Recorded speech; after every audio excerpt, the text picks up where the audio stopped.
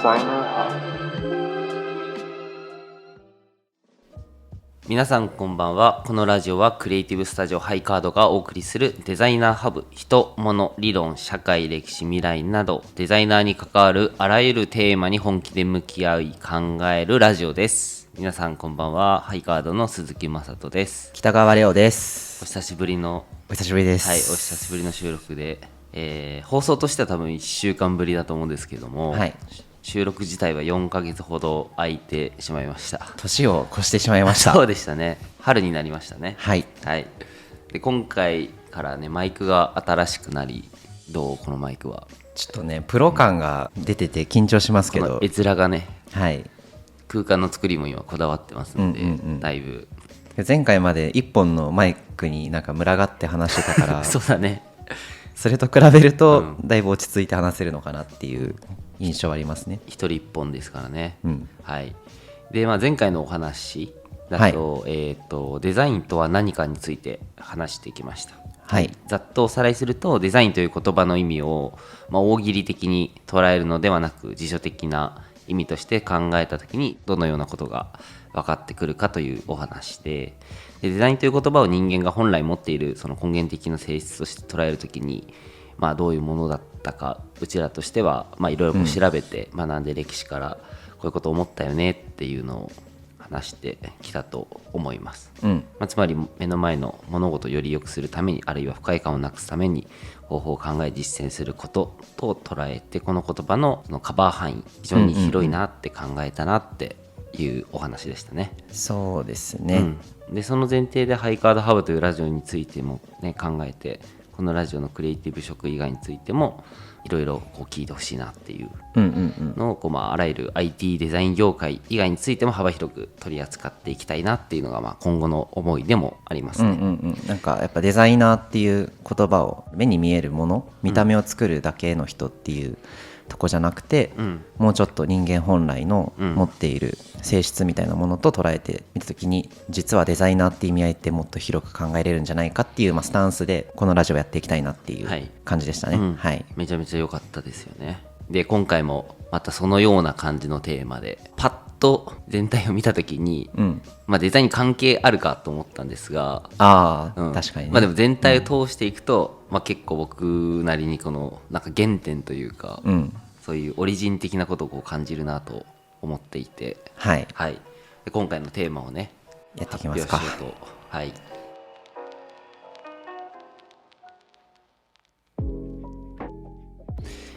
今回のテーマはジョン・ラスキンという人についてやろうと思います。あんまり僕は知らなかった、初めて聞いた名前だったんですけど、つもまさんもそうですかね。そうです。今はいろいろ勉強してレオ君から話聞いて、ある程度分かってきたんですけど、それまでは全く知らなかったです。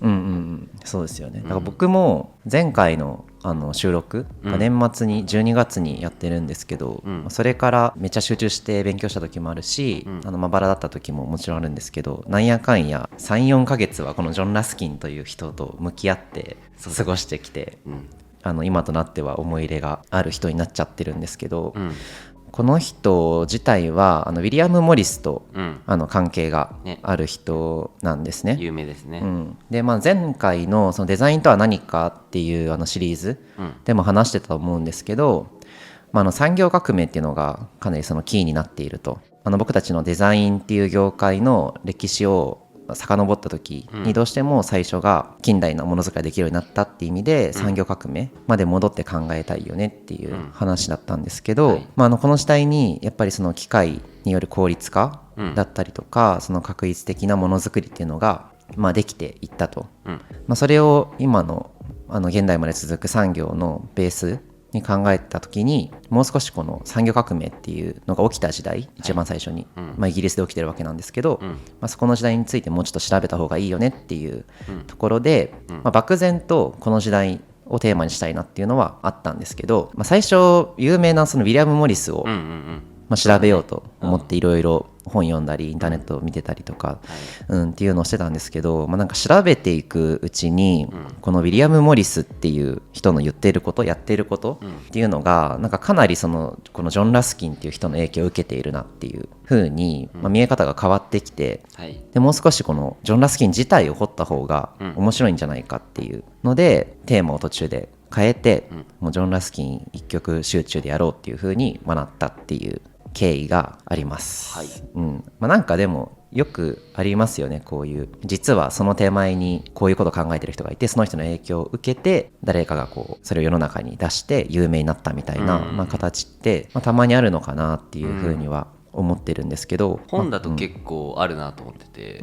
なんかどこをこう引用してきたかとか、例えばなんか UI の本とかをこう見ていくと何冊も同じ一つのものをこうそこからこう取ってきてるみたいな、ってなった時になんかその本原点の本読むと、よりいろいろ知れて深く、その読み解くことができるよねっていうのはなんか感覚としてあるなと、文学とかもそうですよね、多分。そうだね。なんか村上春樹にめっちゃ影響を受けてるよねみたいな、どうしても、あると思うんですけど、このシリーズの後にウィリアム・モリスどうせちょっとやるんですけど、さらっとウィリアム・モリスについても触れときたいなって思っております、で、ウィリアム・モリスといえばなんですけど、これは知ってる人多いと思ってて、19世紀のイギリスを代表するテキスタイルのデザイナーさんですね、布とか刺繍とかでみんな見たことあるなって思う人も多いかなって思うんですけど、なんかノーションのカバー画像、もうウィリアム・モリスのやつあったりして、そうおおって思って見てた、パターンとかさテクスチャーみたいなのでよくね、ウィリアム・モリスのあれだよねっていうので、みんなわかるかなと。なんかそっちの人なんですよね、でなんかよくモダンデザインの父とか近代デザインの父っていう風に言われる人で、詩を書いてたりだったりとか社会主義の活動家としても知られてる、世の中にすごく大きな影響を与えた人ですね、でなんか僕たちあんまり今の価値観だと想像しにくいんですけど、ジョン・ラスキンもそうなんですけど、何かのこのデザイナー専業っていうよりかは、いろんなジャンルを兼任してる人が多いなっていう印象を持ってます、で、ウィリアム・モリス自体は、1834年に生まれていて、1896年に亡くなっている、でジョン・ラスキンは時代かぶってるんですけど15歳ぐらいお兄さんなんですよ。ウィリアム・モリスからすると本当に師匠と弟子みたいな関係っていう風に書いてる本もあったりして、ウィリアム・モリスをすごく支えて応援した人っていう立ち位置っていう感じですね、で彼がその有名なのはデザイナーとしてももちろんそうなんですけど、アーツ&クラフツ運動っていう、これもまた今後取り扱うんですが、なんかそういった運動があったわけですよね、とりあえず大量生産して、機械に任せて作っておくのがいいんだっていう、大きい流れに対して、もっとこう中性的な職人が作る手仕事みたいなものって大事だよねっていう風に、よくある世の中の流れに対して逆に反してっていう運動があったわけですけど、これが世界中に広まっていったっていう大きなそのムーブメントになったわけですよね、っていうので彼はすごく有名な人っていう、評価かなって思ってて、でこれがバウハウスとか、20世紀以降の産業デザイン、ないしはもう現代にまで、大きな影響を与えているっていうところですごく有名な人ですね、でウィリアム・モリスはこのジョン・ラスキンの著作にベネツィアの石っていうのがあるんですけど、それを読んですごく感銘を受けて、本当に尊敬の対象として彼を見ていたっていう、そんな関係性背景があります、で当のジョン・ラスキンについて、触れていきたいですけど、めちゃくちゃ頭がいい人だなっていう才能の塊ですよね。本当にやばくて、ちょっと僕まだウィリアム・モリス自体はそこまで勉強が進んでいないので、また僕の印象も変わってくるかなと思うんですけど、間違いなくジョン・ラスキンがいないとウィリアム・モリスはいなかっただろうなっていうぐらいすごくもう頭脳明晰で、いろんなところに才能を示してる、でウィリアム・モリス以上にいろんなことをやっていて、水彩画とか、詩を書いたりとかでもっとアカデミック側の人間なんですよね。そうですね。地質学とか植物学とか、なんかそういったものも収めてて、で、最後の方触れていくんですけど、経済学とか、そういったところまですごく幅広い分野で活躍している人っていう感じですね。で、結局何の人なのっていうところで一言で言うと多分芸術評論家批評家みたいなポジションになるんですけど、この人のやったこととしてすごく大きいのが、なんか今までその芸術っていうのが割とこうお金持ちの、あとは貴族のものだったっていうところをこう大衆化していくっていうところにすごく貢献した人で、鑑賞する対象としてのこう美術っていうのと、その椅子とか机みたいな実用的なものの中にある芸術っていうところって実は一緒だよねみたいなところを、すごく言ってた人、でもうまさにそのアーツ&クラフト運動のもう礎を作ったみたいな人かなって思います。で芸術批評家っていうふうに言ったんですけど、実際の動きとしてはかなりそのパトロン的なお金出してあげたりとかいろんな人とつないであげたりとか、そういった動きをした人で、イングランド、あれですね、彼の生まれの国ですけど、にラファエル・ゼンパっていう、これまた後で詳しく話しますけど人がいたりとか、イタリアの原始派って言われるような派閥だったりとか、さっきベネツィアの話ありましたけど、16世紀のベネツィアの絵画が素晴らしいよね、この辺りの、作品を擁護した人物として知られてます、でなんかどれぐらい日本人の僕たちはジョン・ラスキーについてあんまり知らないんですけど、どれぐらいすごかった人なんだろうっていうのを調べていく中で、アーノルド・ハウザーっていう人がいるんですけど、ラスキンの後に出てきた、芸術社会学者、芸術社会学者って、言われてもちょっとピンとこないかもしれないんですけど、芸術を通して社会を解釈していくみたいな学者さんですよね、がなんか彼の総評をしていて、それがラスキンの影響力をすごく表してるなと思ったのでいくつか引用で持ってきたんですけど、芸術と生活の有機的な関係がこれほど明確に意識されるようになったのはラスキンが登場してからのことである、みたいな。ラスキンは芸術や芸術家、目利き、そして知識階級の占有物ではなく、あらゆる人々が継承し所有するものの一部なのであるという福音を説いた最初の人物であった。ちょっと仰々しいんですけど、多分これはイギリスの人とかヨーロッパの人は有名だから彼が知ってるのかなと思うんですけど、僕たちが想像する以上にすごく影響を与えた人なんだろうなっていうふうには思ってます。そうですね。で資本論って有名じゃないですか、マルクスが書いたやつですけど、マルクスとあとそれを支えたエンゲルス、この2人もイギリスで活躍した人なんですけど、その資本論よりも彼の書いた著作でこの最後のものにもっていうのがあるんですけど、そっちの方がこのイギリスの議会の議員さんにすごく影響を与えたって言われてるぐらい当時は流行ってた、そういった階級の人たちにとっては割と必修科目のような扱いだったのかなっていうふうに思ってます、結構あれだよね、だから今俺らが当たり前だと思っているものが当たり前ではない世界に当たり前をこう作っていってこう継承しに行った原点って感じですよね、そうですね。さっきでその技術的なところで言うと分かりやすいのがよくその職人さんとかってあるじゃない、継承とかってさ、なんか昔はその貴族に対してこの美しいものだけを作るみたいな、だからもう貴族のものだけだったけど、それがこうみんなにこう使われたり知れ渡ったり弟子を作ってまたそれをこう誰かにそのスキルをこう引き継いでいくっていう継承してね、っていうのとかもラスキンのあれなんですか？どうだろう、また別なのかな。またでもそういった中世的なものづくり、中世ってその時代のね、中世時代のものづくりの素晴らしさをまた浮き彫りにして改めて布教したっていう意味では、そうかもしれない。ただそれは世界の大きな流れがあるわけですよね、工場でものを作ろうっていう、そこに対するアンチテーゼっていう意味合いが強い。そっちに行き過ぎちゃダメだよねっていうブレーキをかけようとした人っていうような、そういった理解を僕はしてます、彼のすごいなと思ったところは、善悪どっちか、基本やっぱ二項対立で考えた方が分かりやすいじゃないですか、そうだね。だけどなんかそこにあんまり固執しないというか、すごく冷静に一歩引いた目で善か悪かではなくて、なんかその間にあるまた別のベクトルに答えがあるんじゃないかっていう風に、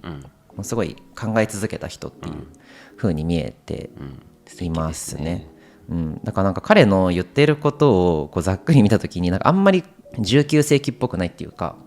今っぽいというか今っぽい、なっていうのをすごく思っていて、見ることみたいなのをすごく大切にした人なんですよ。まずね、そうなんかこの時代ってどっちかっていうとこう宗教的なものか科学的なものかみたいな、科学的なものが出てきて、でなんだろう、いろんな法則、この時やっぱり世界のことがどんどん科学によって解明されていくっていう時代、新しい技術が出てくるっていう時代なんで、どっちかっていうとこうそれがどれぐらい早いのかとかどれぐらい効率がいいのかっていうところが重要視された時代だったと思うんですけど、よりもすっごいその細かいところまでちゃんと見るっていう、見つめるみたいなことの大切さを逆に説いた人で、こう人間をこう理解するみたいな時に宗教的な理解があったわけじゃないですか、それ以前には、そうじゃなくて科学的に人ってこういうものだよねっていう理解をみんなしていく中で、そんな単純なものじゃないみたいな、人間って、そうですよ。なんか単純なその人間の法則を見つけるんじゃなくて、多分真の意味で人間中心で考えていて、何がその人間らしさを形取っているのかっていうのを、別にこのとんでもない法則を生み出したとか発見したわけでもないんですけど、単純に姿勢を示し続けたみたいな、なんかそんな人かなって思ってます。なので労働者の働く環境とかで、それはなんかこういう設備が整っていますとかじゃなくて、なんかその人がどういう感情を持って働いているのかみたいな、その人にしかわからないような、外から見た時に別に観察できないようなところまで、人の心の中までもう見通そうという、そういった気概で人間の向き合い続けてるみたいな、なんかそういった人だなっていうふうに思ってて、でそれがこう晩年の方で、じゃあ社会ってどうあるべきなんだろうとか、なんか自然保護ってどうあるべきなんだろうみたいな、なんかそっちのよりこう社会的なところにまで彼の興味関心は行き届いていて、だからウィリアム・モリスをそのただのデザイナーとして評価するのってどうなんだろうみたいな、もっとこう社会的に大きな影響を与えた人だよねっていうのはあると思うんですけど、ジョン・ラスキンもまさにそうで、彼はそもそもデザイナーではない、絵はすごく描けるし上手なんですけど、よりももうちょっとこう社会に影響を与えた人っていうような、そういった捉え方を、僕はしてるっていう感じです。いやいいですね。ここからちょっといろいろね話していくんですけど、ジョン・ラスキンのほぼ全てを話していく感じですね。そうできる限り頑張って詳細に、そうですよね。どうですか、何かあります？テーマの話もそうだけど、この収録までのこの道のりを今思い出しながらこう聞いてて、初めちょっとこうバウハウスなのウィリアム・モリスなのみたいな、どっちテーマにしようかみたいなところで原点を探しに行こうじゃないけど、って動きをした時に、なんとなくなんかジョン・ラスキンって名前ちらほら出てくるって、ジョン・ラスキン誰だろうって存在感がエグかったってなった時に、一番初めにジョン・ラスキンを調べることができないみたいな時あったじゃん。全然情報が出てこない、残ってない、本もないってなって必死に探して、でも今たくさんね、このテーブルの上にありますけど、そうあるけど、そこまでこう行き着いて、それをこうたくさんね本があって、それをほぼレオ君とね、あとほのかちゃんとかも、他のねメンバーとか協力してこの情報を集めていってっていうのがこうすごい良いなっていうのがあり、あとテーマ的なことで言うと、もうすごいこうちょっとアホっぽいこと言うけど、やっぱみんな天才って好きじゃないですか。明らかにこの人も天才であるんですよ。だし、後でちょっと話すと思うんだけど、やっぱこう幼い時からのこの英才教育というか、あの環境、だからこそもうやっぱりこう天才が生まれてくんだなって、なんか僕の中の天才の人って、自分は天才である、自分が強くなるっていうのじゃなくて、これをどうしたらみんなができるようになるとか、社会にどう影響を与えるかとか、なんかその辺に目を向ける人がすごく多くて、まさにそういう運動をこうストレートにやってる人でもあるから、すごい興味あるなっていうのもありますし、主人公っぽいですね。あとは僕はもうアダム・スミス大好きっ子なんで、そこがちょっとそう絡んでくる出てくるありますね。ジョン・ラスキンはアダム・スミスの敵ですからね。そう敵役として今回出てきますけどね。見ますよ。そうだから僕もねアンチジョン・ラスキンかもだけど、でもなんかこのやっぱこう原点を知るっていうのもそうだし、僕はもうこの元がどうなってる、原理原則がどうなってたかとかもすごい好きなタイプなんで、でこのジョン・ラスキンがいかにこのねイーブンの50-50を取ってはい、どういう判断をしてどういう行動をしたかはすごい気になりますね。もう本当にそれは楽しみにしていただきたいなというはい感じですけれども、うん次回以降ははいまず時代背景うんを話していきたいはいと思ってます。イギリスですね、19世紀の、イギリスと呼ぶのかイングランドと呼ぶべきかとかいろいろあるんですけど、はい分かりやすいようにとりあえずイギリスって多分言うと思います。はい彼の生きた時代ってそのビクトリア時代っていうふうに言われてて、その時代がどういう時代だったのかっていうところも含めて、あと産業革命によってどういう社会に影響があったのかっていうのをもう少し詳しくというか話していければいいかなっていうふうには思ってます。まあちょっと一旦ね知るという歴史のお勉強になりますが、はいそんな感じでやっていきましょうか。はいじゃあ次回のテーマはジョン・ラスキンがどんな時代に生きたのかっていう話をやっていきたいと思います。はいはい、じゃあ今日はこんな感じで、はいですねはいデザイナーハブ鈴木雅人と北川レオでした。ありがとうございました。ありがとうございます。